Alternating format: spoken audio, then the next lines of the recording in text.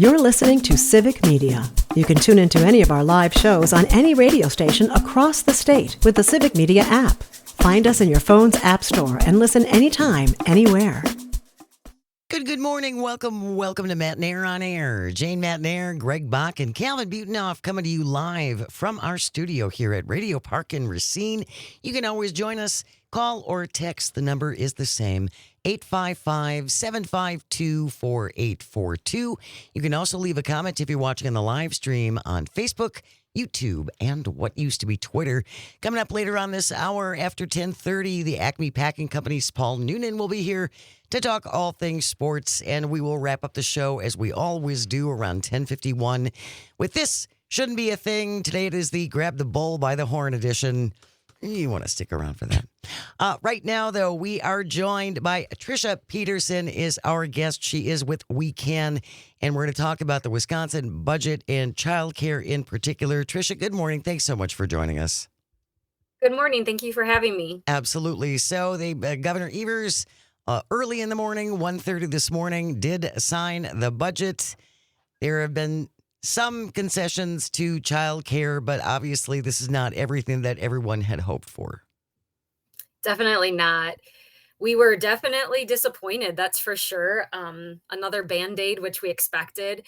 So we'll get $110 million for the next year. And then in June, it's fight for yourself because no one's coming to save us. So the ones that are voting will be out as of March of next year until the following year, till January. So as of June, when the money runs out, we will not have anything left. So I think you'll continue to see closures and you'll continue to see prices hiked and parents pulling their kids because they just can't afford it. So it's not going to be pretty.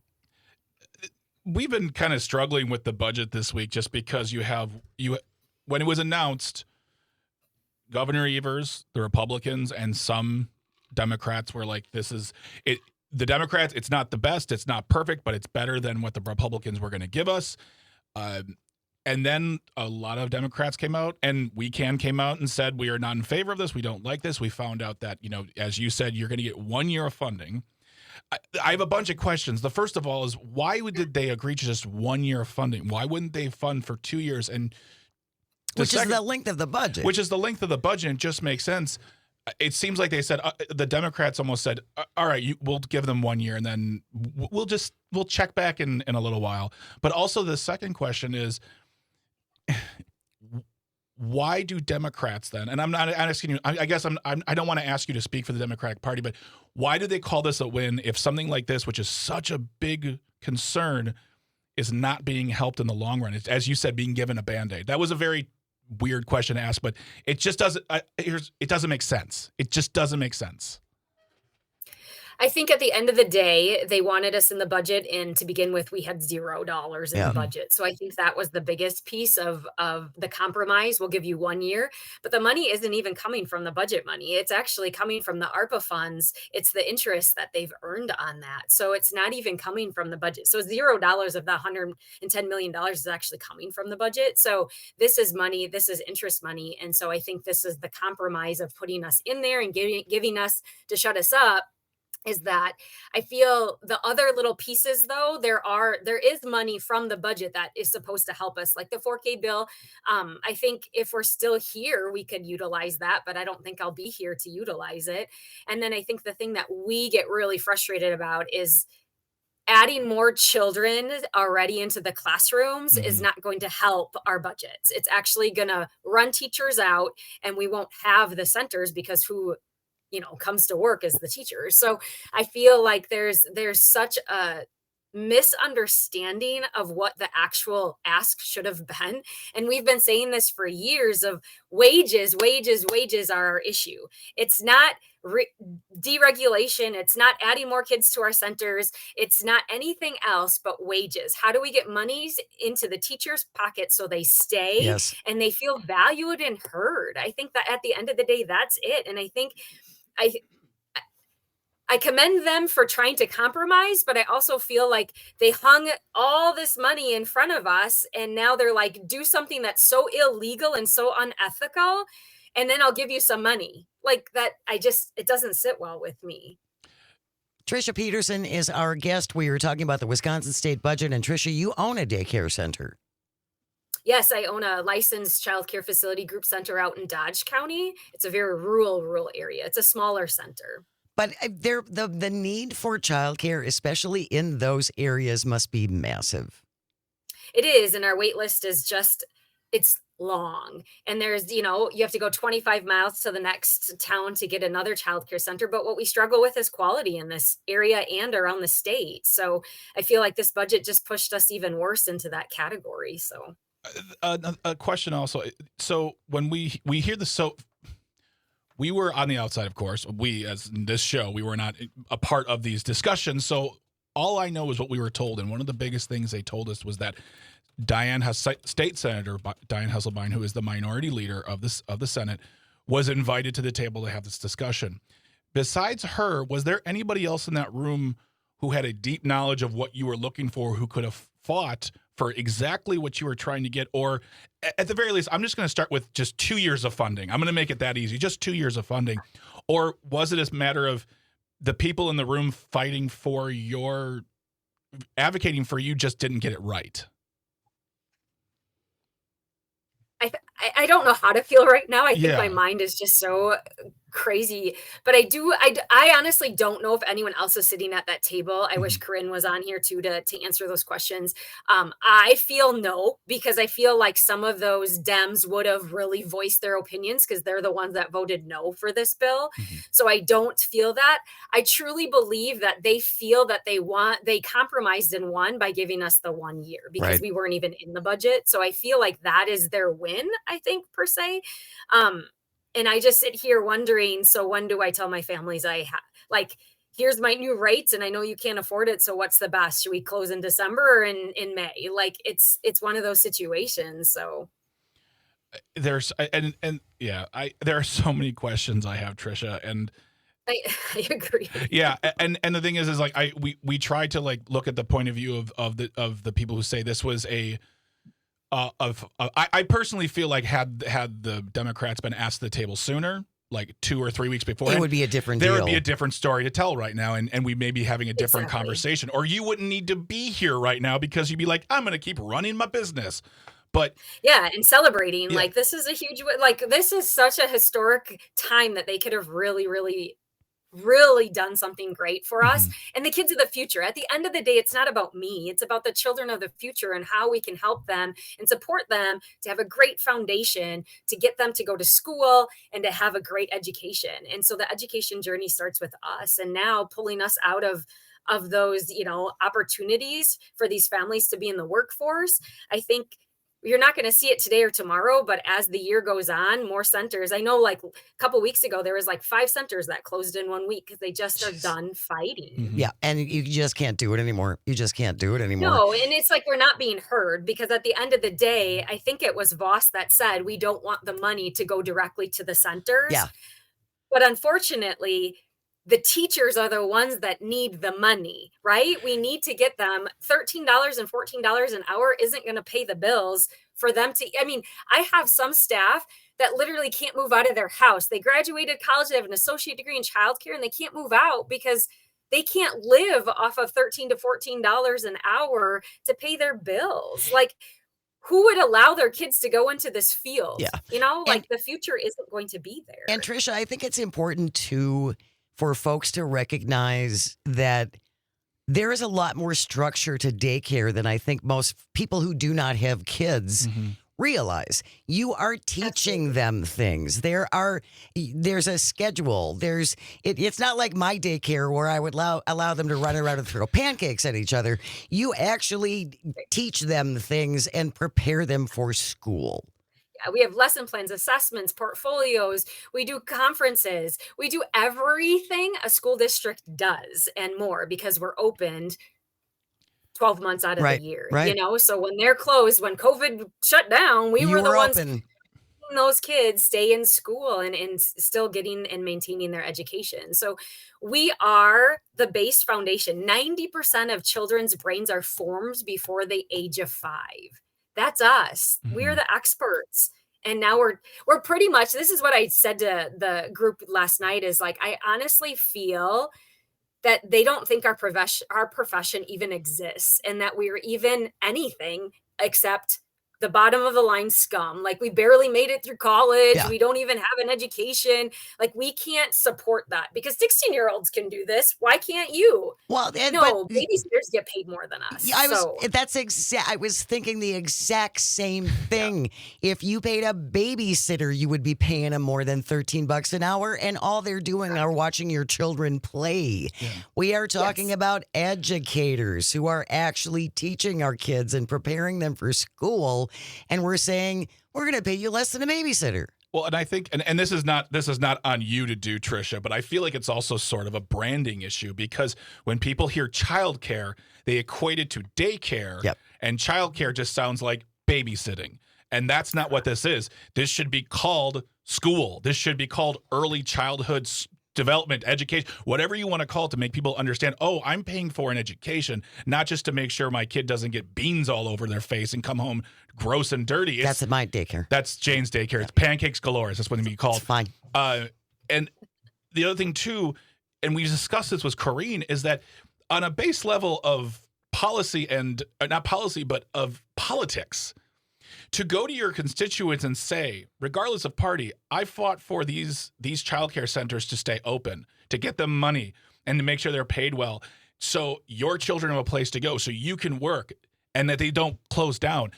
That's a win-win, regardless to me of party. Like, to me, you go back to your district and you celebrate making sure that did for you. 1,000 centers don't close. But for some reason, this obstinance, this, as you said, this looking at what you do as less than is the biggest problem. And extremely short-sighted. Oh, it's really short-sighted. Which we love to do. Troy from Mount Horeb has been waiting a long time on the phone. Thank you for your patience, Troy. Real quickly, what did you want to say? Oh, that's fine. I just really hope that the governor got assurances from these Republicans that they're not going to hold up funding in joint finance like they did the last budget, because, you know, they can say whatever they want, but then they don't do it. So I just hope that was handled. I hear you, Troy. Gee, who would think that we would perhaps be somewhat suspicious of the Republicans and the Joint Finance Committee? Why would that be? Don't tell me. I would love to hear of an instance where the Joint Finance Committee said, we'll pay for that, and then says no. They just flat out say, no, we're not paying for that. We're not paying for hospitals or clean water or educate. No, I would almost respect them more. Well, that's what they do. Yeah. They just say came no. out and said, we're not going to fund anything. We're going to continue our conversation with Tricia Peterson. We were talking about childcare and the Wisconsin state budget that did get signed about 1:30 this morning by Governor Evers. Stay with us. You are listening to Matt and Air on Air, coming to you across the vast, statewide, countrywide. You can pick us up globally on the app, the Civic Media Radio Network. We'll be right back. You're listening to Civic Media. Stay up to date on the latest news and information for your local community and Wisconsin by signing up for our free email newsletter. Visit civicmedia.us/email to get started. Good morning and welcome back to Matt and Air on Air. Jane Matt and Air, Greg Bach, Calvitini on the board, coming to you live from our studio at Radio Park in Racine. Join us, call or text at 855-752-4842. That's 855-75-CIVIC. You can also leave a comment if you're watching on the live stream on Facebook, YouTube, and what used to be Twitter. Tricia Peterson is here. She is a child care center owner in Wisconsin, and we're talking about the Wisconsin state budget. They did give some crumbs to the child care industry. That's what we're talking about right now. We did have a text come in from John, listening on WAUK, John from the Falls, who says the answer why Republicans gave in is pretty easy. They don't want 18 months of negative press and how they've screwed kids in our state when they can provide some funding for a year and hope that the negative consequences ending comes so close to the election, it won't get noticed by voters. Well, I mean, Robin Voss is the man who said they gave the greatest injection of funding into the educational system in a generation, which is easy to say when you give them nothing for so long. If you give them a big increase, if I give you $5 after 20 years of nothing, that's the greatest increase you've gotten from me. Tricia, we had Kelda Roys on the show. I'm sorry, State Senator Kelda Roys on the show this week. And one thing she mentioned was a budget repair bill. Are your boots right back on the ground talking about this with her and other leaders as well as other lobbyists to look towards next year to try to get a fix in for the rest of this budget period?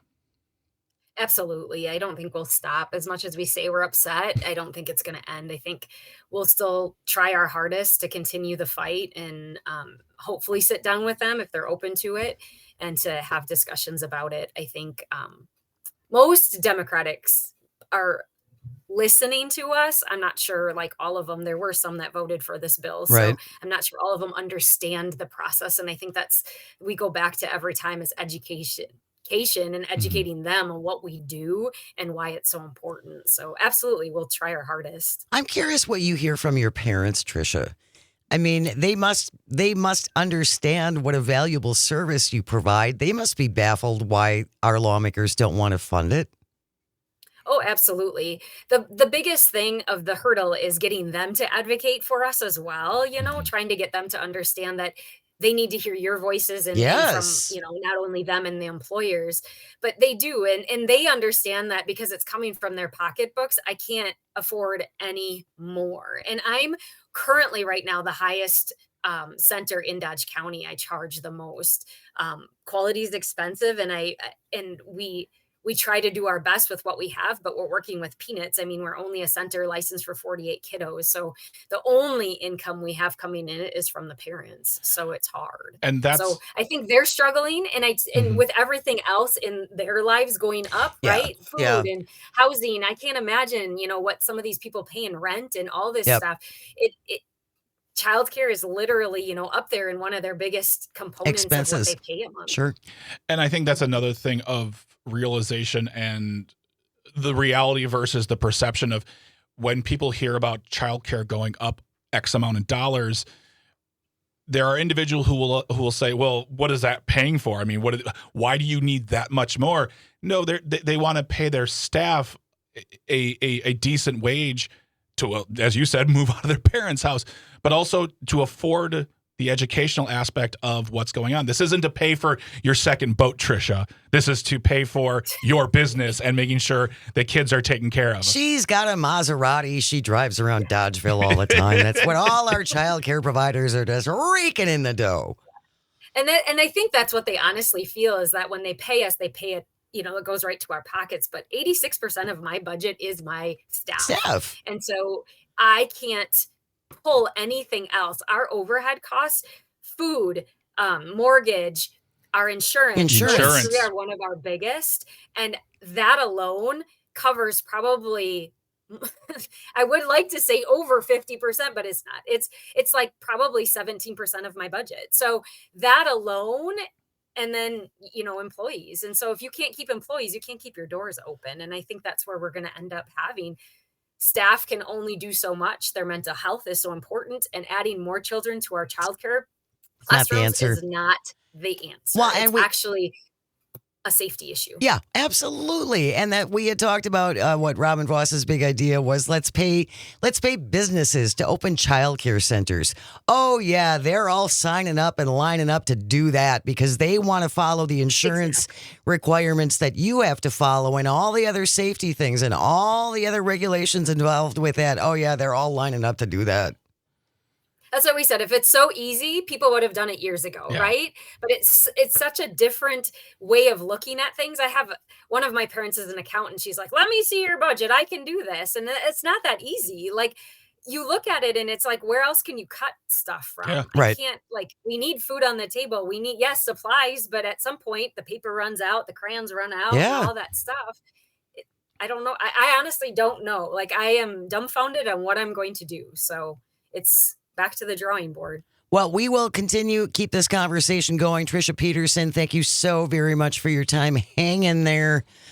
I'll come in and volunteer for a day. I don't know that you don't want that. Probably not that's a whole other insurance issue. Tricia, pancakes everywhere. The Republicans should be coming in and volunteering. That's a great idea. Yes. I love that idea. Thank you so much. Stay with us. You are listening to Matt Nair on Air on the Civic Media Radio Network. We will be right back. Good morning. Welcome back to Matt Nair on Air. Jane Matt Nair, Greg Bach, resident young person Calvin on the board, coming to you live from our studio at Radio Park in Racine.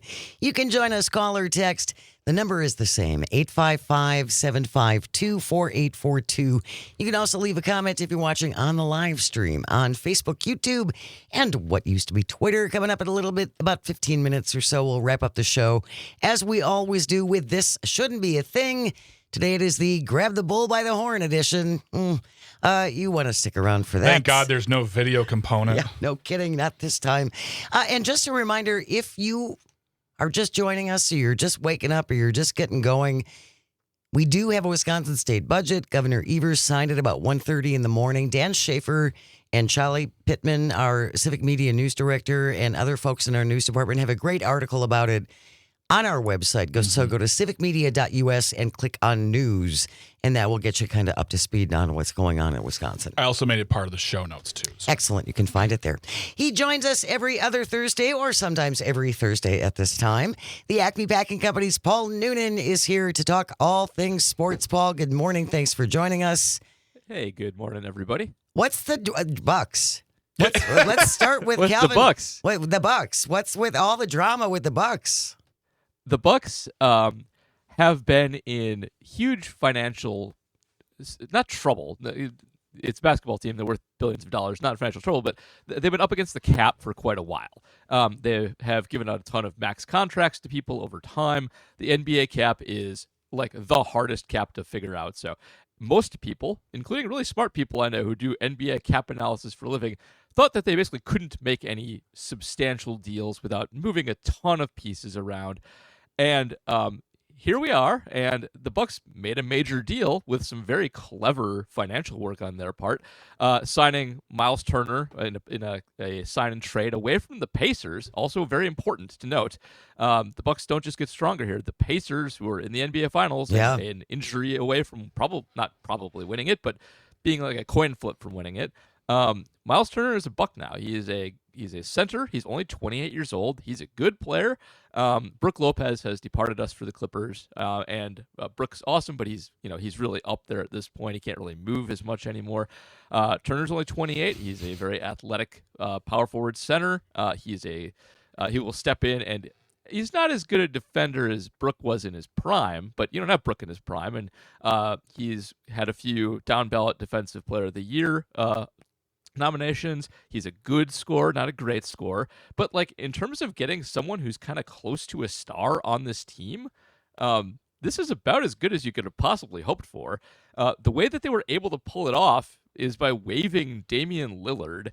And I'll be honest, the NFL does this all the time, and I didn't know you could do this in the NBA, but the way they were able to do this is to, they waive him. He's not on the team anymore. He's owed a lot of money, but they're spreading out each of his cap hits over the next 5 seasons to have less of an impact on the cap, give them room to sign Turner. The reason they can do this is it's an NBA rule that I just learned, a lot of other people did too. You can do this kind of spread out if the cap hit does not exceed 15% of your total cap.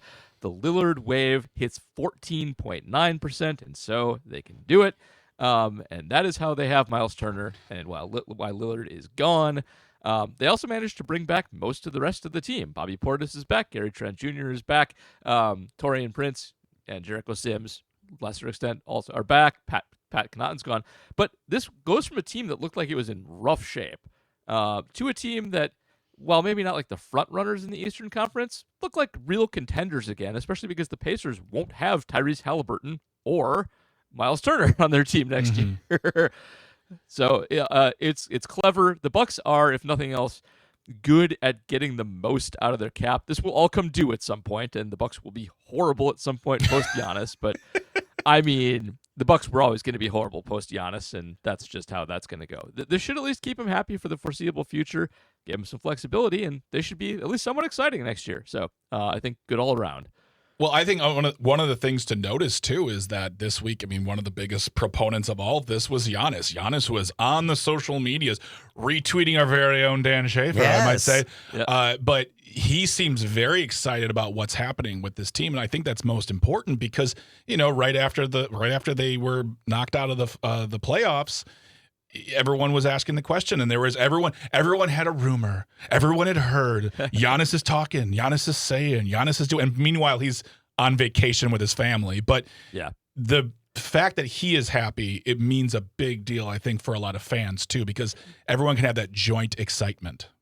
Yeah, and there's nothing the national media likes more than speculating on where Giannis wants to go that's not Milwaukee. Yeah. It is like, seriously. it's like 15% of ESPN coverage. So you should, the Bucks are, first of all, they're smart about this. Like, Giannis is your thing. He got you a title. Watching them is good because he's here. Whether they win a title every year or not, they should do whatever they need to keep him healthy, as long as he's any good at all, which, should still be for quite a while.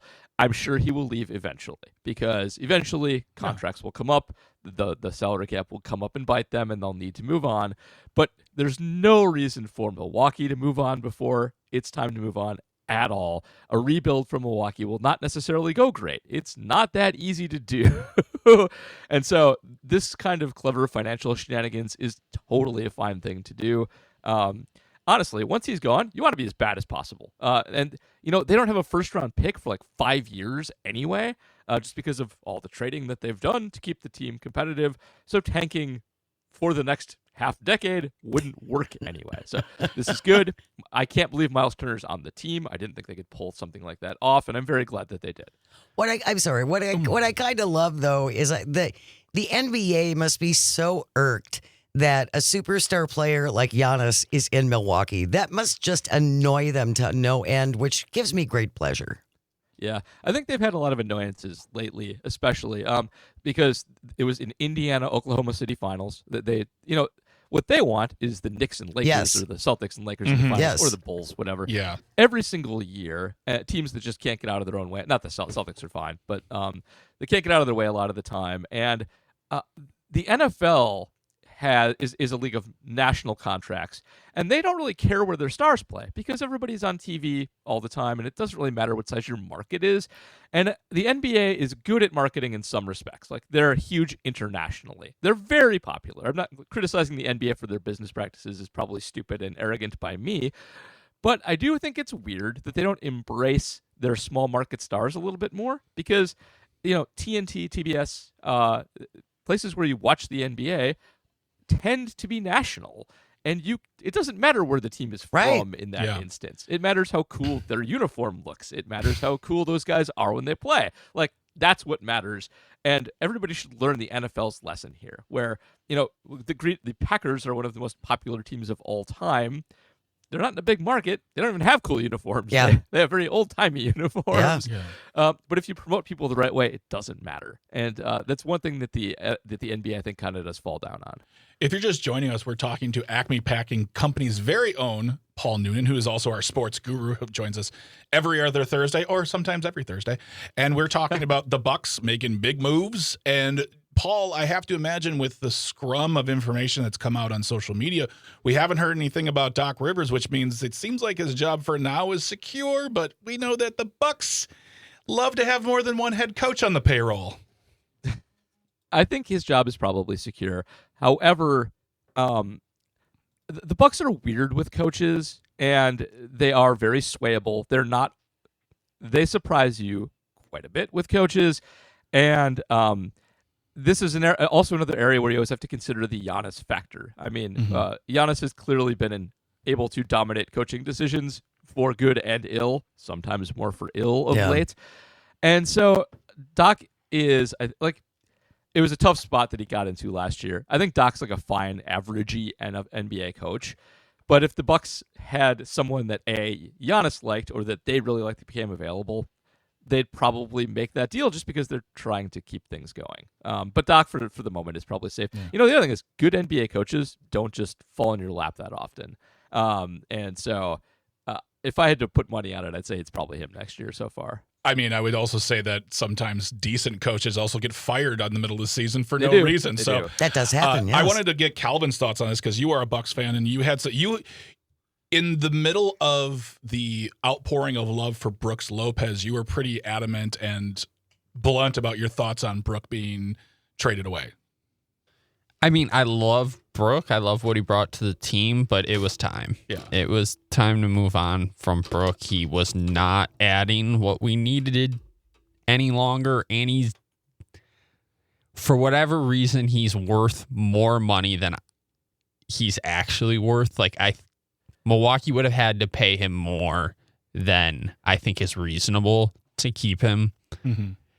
And then just a couple other quick points. One thing about Miles Turner that's kind of interesting. He was the only player in the league to make 140 threes and have 140 blocks last season. And there's also another point is there's currently this narrative going around that the Bucks like did Damian Lillard dirty. And I just think that's ridiculous.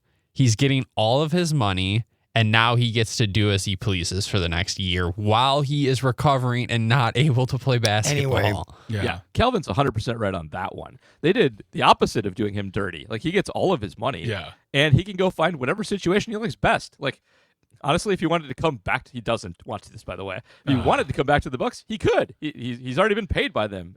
That won't happen. But he gets everything perfect for him. He gets to he recovers, he gets paid, he can go join another contender somewhere as whatever he brings to the table as a recovering from serious injury old man at this point. But anybody saying they did him dirty is completely off base there.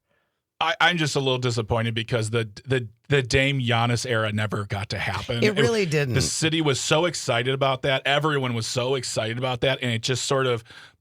Yeah, it kind of fizzled out. Yeah. In the time we have left, Paul, let's talk a little bit about Brewers. I don't know where I've been, but I saw the first picture of Mizorowski in the paper from this morning. Yep. What a skinny little thing. He is. Those skinny little twiggy arms, and he throws 110 miles an hour.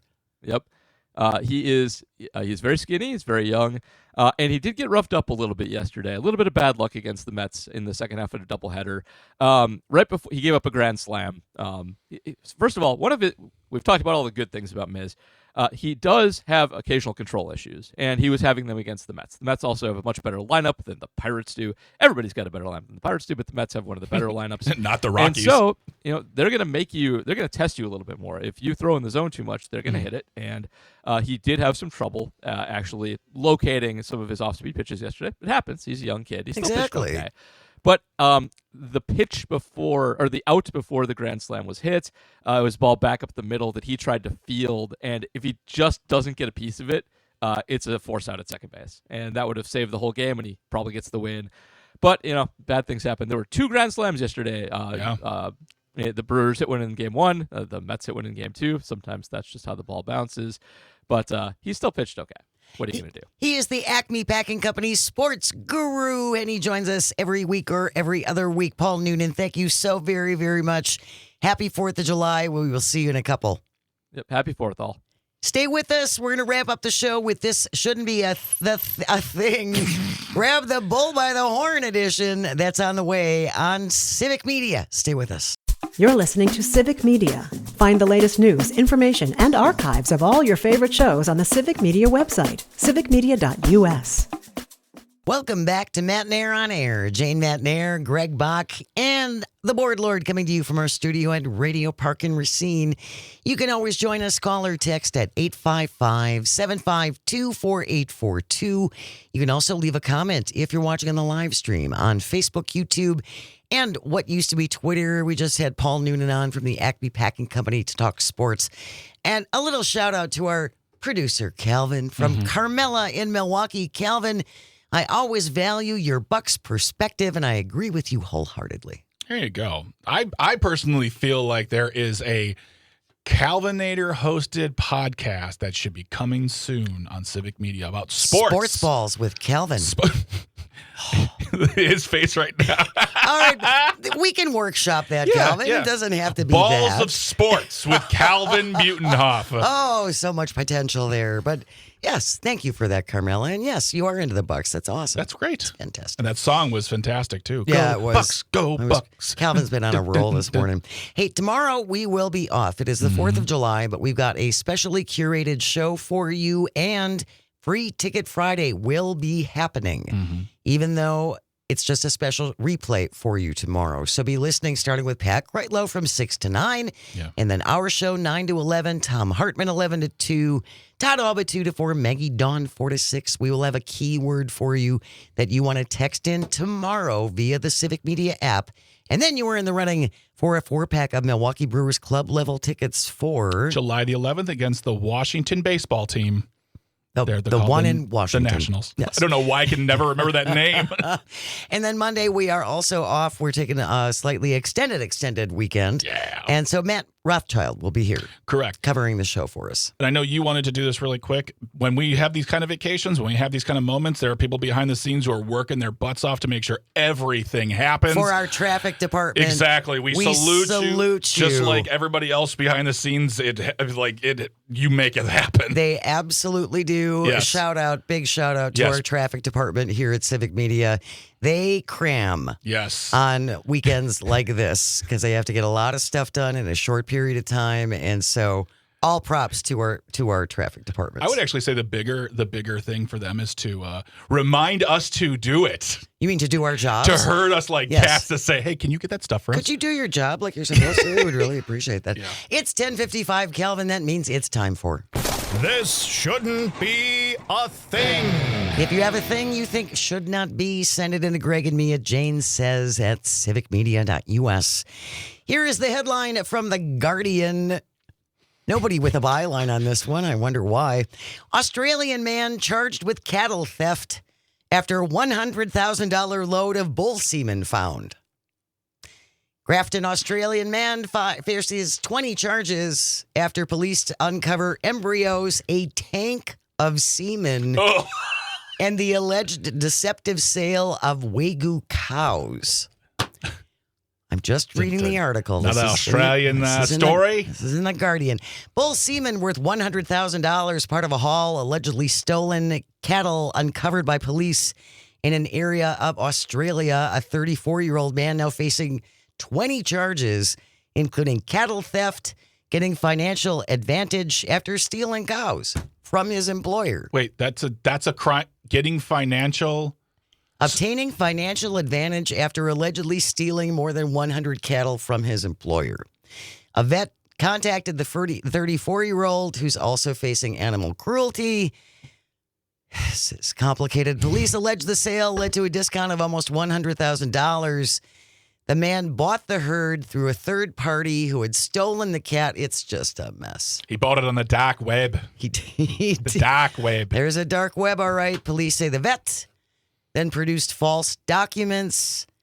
The vet has been charged with committing animal cruelty. The other guy is facing 20 charges. The 34-year-old charged with 20 different offenses, including cattle theft, animal cruelty, and obtaining financial advantage by deception. He's out on bail. He's been granted bail. He will appear back in court on August 4th, maybe riding a stolen cattle. We don't know. I thought it was just he walked into a room and stole a bucket of stuff. I'm not going to say it out loud because it just feels weird saying it. I don't know how FCC compliant, but like I thought the story was just the guy took a bunch of bull semen. Thank you. Yeah. You said it. And we'll talk about this was like an Ocean's 11 type of scheme. Oh yes. Oh, it was very There's many levels. There's many levels of criminality involved here. But anyway, that wraps up today's edition of This shouldn't be a thing. Again, Matt Rothschild is filling in for us on Monday. We will be back on Tuesday. What? That feels like so far away. I know. We'll be back on Tuesday with Todd Alba joining us after 9:30, and I'm very much looking forward to this. Felipe Torres Medina is going to be joining us. Yes. He is a comedian. He was a writer for the Colbert Show. Yes. He's an immigrant to this country, and he is out with a book. I think that's the first time we've ever done this. That we've had. We had the book in our hand. He's out with a book, so we're going to talk to him on Tuesday. The book is called America, Let Me In, a Choose Your Immigration Story. So Felipe Torres Medina joining us on Tuesday as well. Thank you, Greg and Calvin and all of our engineers and our traffic department, because without you, nothing works. And thank you most of all for calling and for texting and for listening. It does mean the world. I hope you find some joy over the weekend and you have the chance to share it Keep it right here. We got news coming up next on the Civic Media Radio Network. Happy 4th. We'll see you Tuesday.